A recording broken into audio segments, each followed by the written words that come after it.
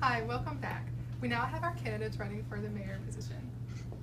We have our incumbent and Democratic candidate, Alex Ford, and we have our independent candidate, Peyton McCann, and our Republican candidate, Peyton Badura.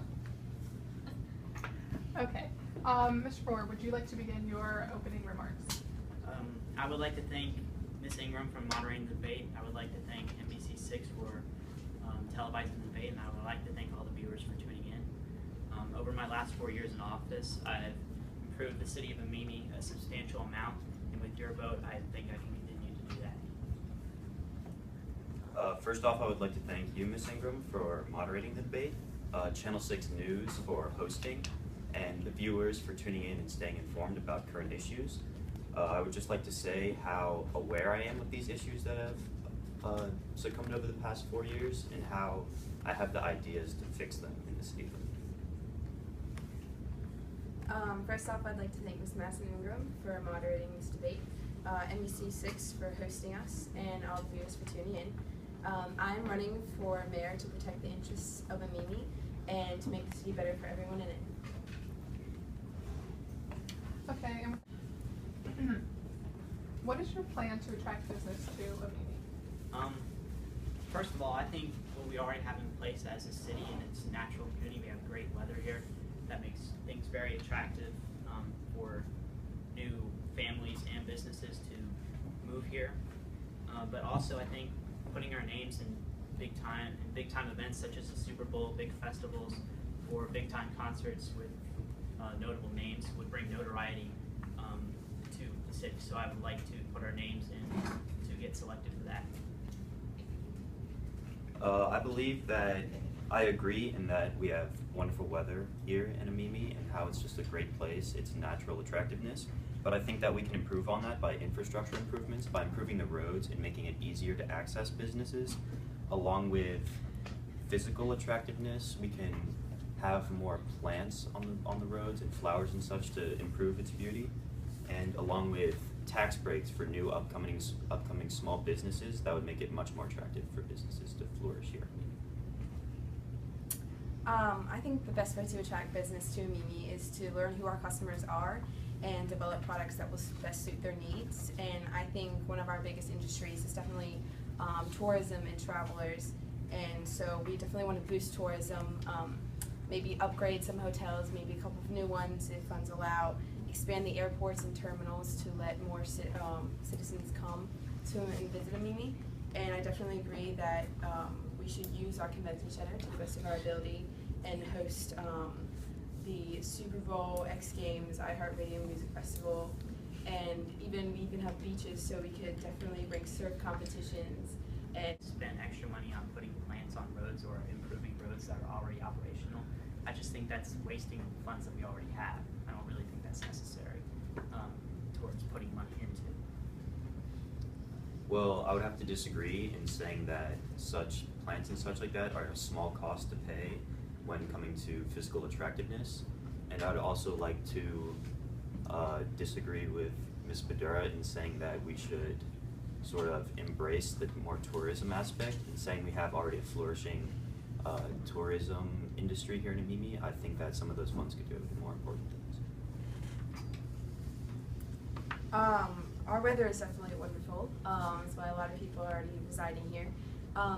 I definitely think we already have a great tourism, but I think if we expand it and make it more aware to more people of different aspects and who have different interests than just tourism, such as like the festivals, I definitely think it would bring more revenue.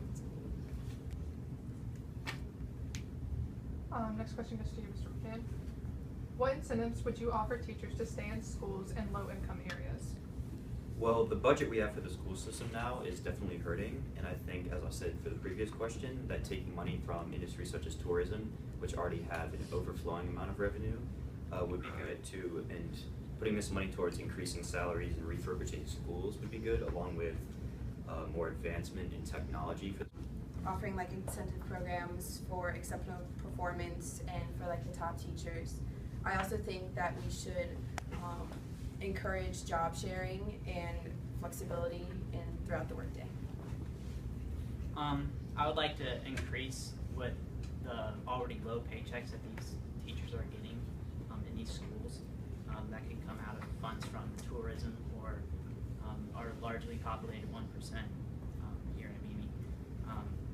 I would also like to use that same money to create a better school environment, upgrading our schools, and to continue to promote to our children that our education is important to our future. I think if we can get that word across to a large mass of people that they will take their learning more seriously, it does make it easier on the teachers. That are already flourishing, along with tax increases to those who are well fortunate and can send their kids to private schools such as that. They are benefiting from their own wealth to be able to go to a better education. I believe that those less fortunate and that have to go to our current poor public schools should also have the opportunity to have great education.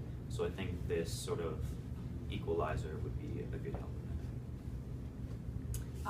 I'd have to disagree in saying that taking money from tourism is a good idea. I definitely think that schools can raise enough revenue for itself and that we can use the funds that we already have. I don't think tax increases is another attractive way to raise the revenue either. Area.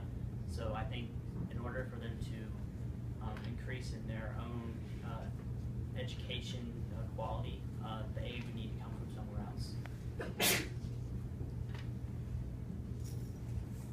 How do you plan to increase funding for natural disaster relief and cleanup? Well, as of now, we have about $15,000 a year that we put away for disaster relief, and on a good year, we might use just about that. I propose that we put aside at least $20,000 for relief, which would mean a small increase in the fines and penalties for the EPA violations from businesses. And so in the long run, we won't be scrambling helpless after storms, and we'll have some money to help us recover. And I'd also like to put in place a, it's called HPH, it's Help Post Hurricanes, which would be a community of people willing to help clean up after natural disasters. Once again, a reoccurring for me is a minor increase on taxes to the top 1%. We have a very largely populated portion of the top 1% in the United States, and it would be so little of an improvement, of a growth on their taxes that would barely affect them, but at the same time it would be enough money to pay for the essentials for disaster relief area. So I think in order for them to increase in their own education quality, the aid would need to come from somewhere else. How do you plan to increase funding for natural disaster relief and cleanup? Well, as of now, we have about $15,000 a year that we put away for disaster relief, and on a good year, we might use just about that. I propose that we put aside at least $20,000 for relief, which would mean a small increase in the fines and penalties for the EPA violations from businesses. And so in the long run, we won't be scrambling helpless after storms, and we'll have some money to help us recover. And I'd also like to put in place a, it's called HPH, it's Help Post Hurricanes, which would be a community of people willing to help clean up after natural disasters. Once again, a reoccurring for me is a minor increase on taxes to the top 1%.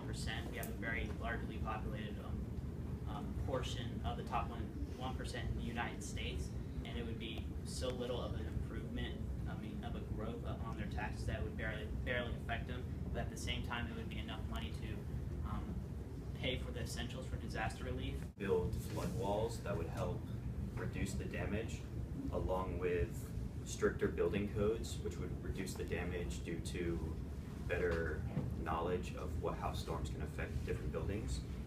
And stricter evacuation policies would also help, because people who stay behind in situations where they would need to evacuate are a safety liability for the responders, along with expenses due to having to put these responders into such tough situations. I don't think raising taxes, again, is something that's going to help our community. I definitely think that the top 1%, they've earned their way there, they deserve to be there. Everyone should pay equal taxes from that. I do think that flood walls would definitely help.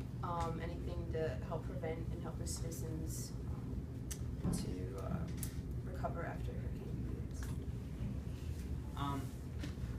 I also agree on the addition of flood walls, but would like to reassure everyone that this is not a substantial tax increase on the top 1%, but yet it is enough to get what we need to get done in terms of disaster relief done. So yeah, I would like to reassure that to everyone. I don't think any stress of funding on the people of Amini would be necessary due to our reliance on the federal funding, but just the small things of internal sort of issues that we could address, such as the safety and prevention, would be beneficial.